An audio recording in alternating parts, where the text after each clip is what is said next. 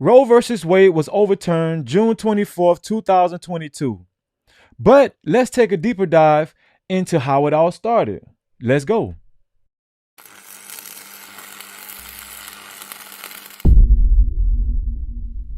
No captivity. Freezy.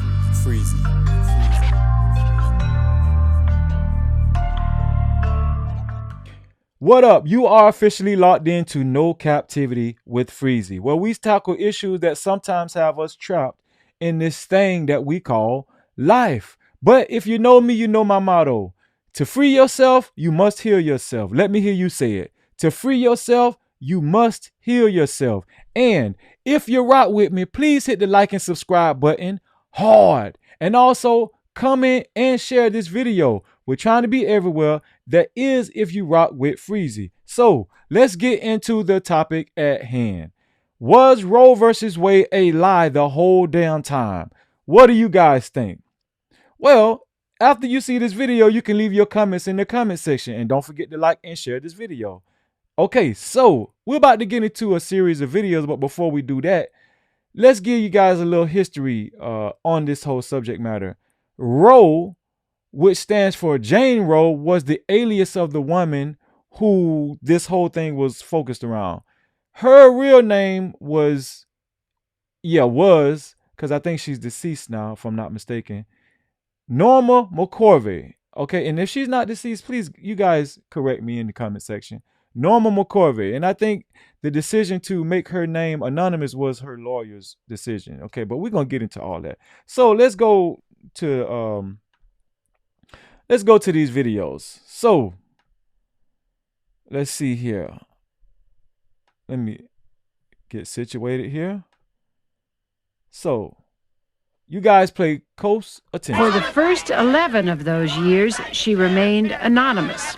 But when she came forward, Norma McCorvey became the emblem of the movement. So she's here today coming out of hiding for this, and we appreciate her. Now, if you guys don't know who that is, that's Gloria Allred. We all know Gloria Allred. She's a super feminist, and she's been fighting to, lock men up, whether they're innocent or not, on charges, as far as rape goes. Okay, she's been adamant about sexual harassment charges against men. She's been very involved in the Me Too movement, and she was very good friends with Gloria Steinem, who led the march in the feminist movement. But let's keep going. Her courage, don't we?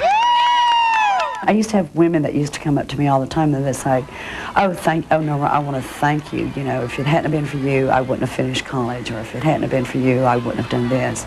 And I used to look at them and I would envy them because they got to choose. They had the right to choose. Aww. And I never had the right to choose. And Norma McCorvey never had an abortion. She was 21 years old, not... Did you guys hear that? Norma McCorvey, a.k.a. Jane Roe, never had an abortion. Follow me, okay? married and pregnant with her third child at a time when abortion was illegal in Texas. She went to lawyer Sarah Weddington, who took the case all the way to the Supreme Court, where Warren Berger was presiding. We'll hear arguments in number 18, Roe against Wade. Mrs. Weddington, you may proceed whenever you're ready. By that time, Norma McCorvey's baby, who had been put up for adoption at birth, was 2 years old. Jane Roe's story was a terrible one. She said she had been gang raped, gotten pregnant, was desperate to get an abortion. That's what everyone believed, as long as Jane Roe remained anonymous. When she went public, she told a different story. Okay, so let's get out of here. So, guys, as you can see, that's a little background on Norma McCorvey. Okay, she claimed she was gang raped. Okay, we're going to keep it clean for the algorithm. And that was the main premise for them bringing it to the to the forefront as far as trying to get this abortion law passed. Okay, so we're going to play another video, and also let's point out. Okay, let's rewind. Hold on, let's rewind. Let's also point out that she never actually had an abortion. By the time this whole thing had passed, she had the child. Her child was 2 years old. Okay, so I think that's important to note and to highlight. So let's go into the next video that I had up for you guys. All right. So this next video is gonna be like a deeper dive into who she really was. Okay. Now remember, the question was Roe versus Wade a lie the whole damn time? Let's get into it, man. Let's go. You were raped while you were in Georgia?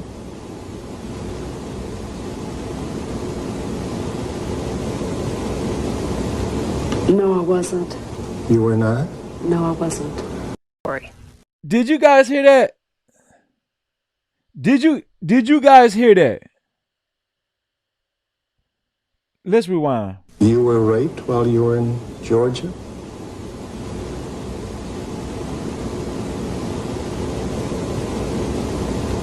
No, I wasn't. You were not? No, I wasn't. Oh, so all those stories that are in the books and so forth are not true? Yes, sir. Yes. They're not true. Right. And it turned out that Are you fucking kidding me? I guarantee you a lot of you guys didn't even know this. Okay, that's why I'm bringing this. That's why I'm trying to shed light on this story. But let's keep going. lying wasn't the only embarrassment this darling of the pro-choice forces presented. In her personal treatise published last year, Let's go back. Hold on. turned out that lying wasn't the only embarrassment this darling of the pro-choice forces presented. In her personal treatise published last year, Norma McCorvey told the story of her somewhat sordid life. Then she still Not only did she lie, she wrote a book and made money off you guys. adamantly supported abortion.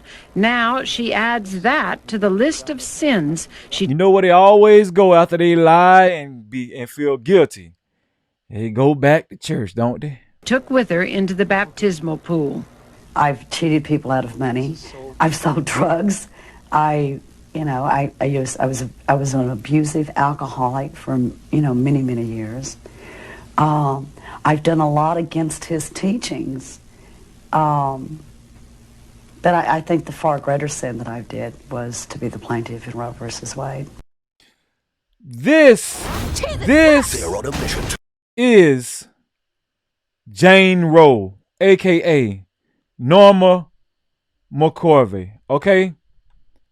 AKA Norma McCorvey.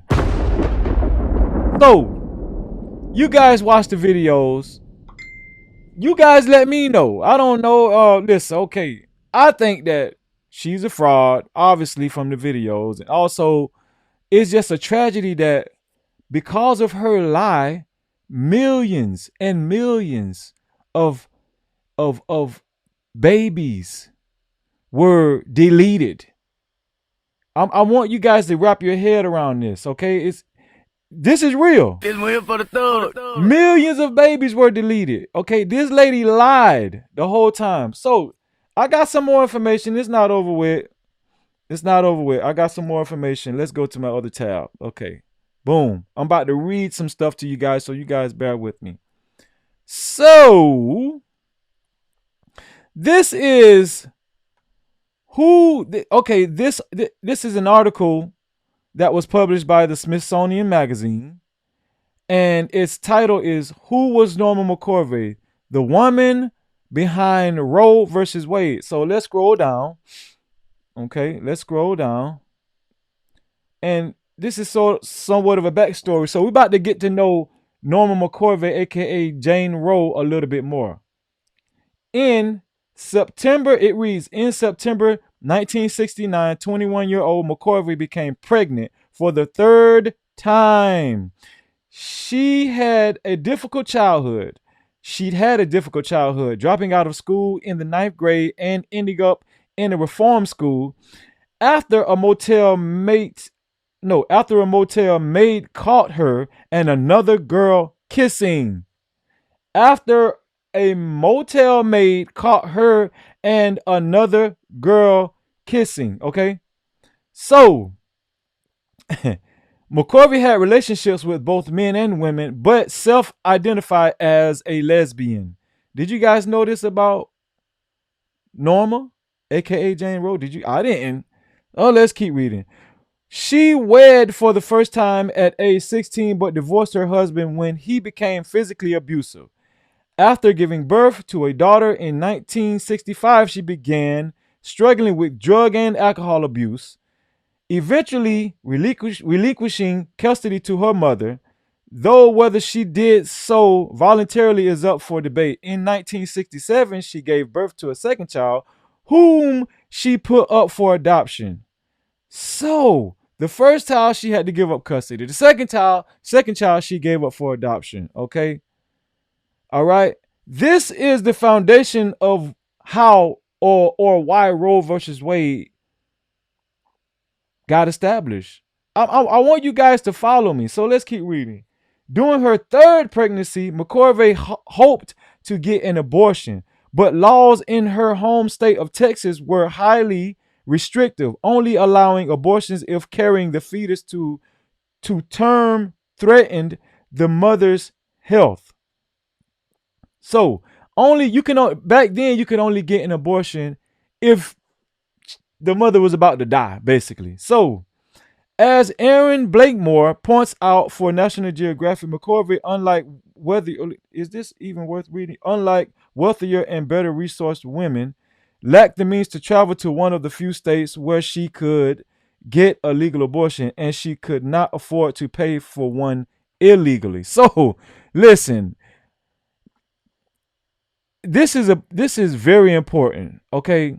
This is very important. So I think we're done reading this stuff. Let me go back to the next screen.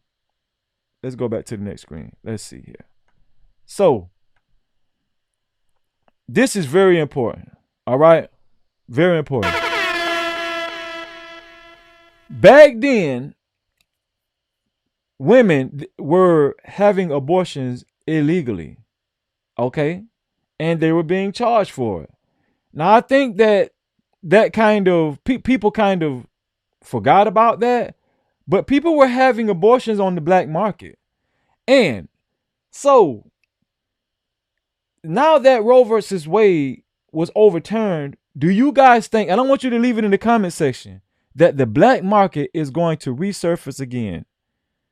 This is very important, okay? I don't think people are talking about this enough. But let me know if you think the black market, and if listen, if it does, may God strike them down. Okay? So, but I just want to say this here. Let's point out the facts. Norma McCorvey, aka Jane Roe, she was pregnant 3 times. The first time, she gave it up. She gave the baby up to her mother. The second time, she gave it up for adoption. The third time, she wanted to have an abortion, but she couldn't afford it. Even illegally, she couldn't afford it. Okay? Well, she couldn't do it legally because she wasn't on the verge of death. But these lawyers took her case in 1969 or 1967 or something like that, 1965, well, I don't know, in the 60s. They took her case and they won off the premise of a lie, which she admitted to. No captivity. I'm going to stop this video right here. Please, listen, you guys. Like and subscribe and share this video, please.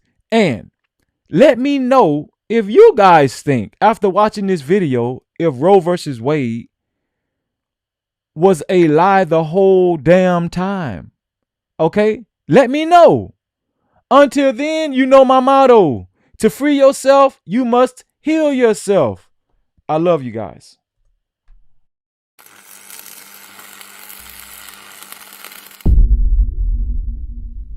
No captivity. Freezy. Freezy.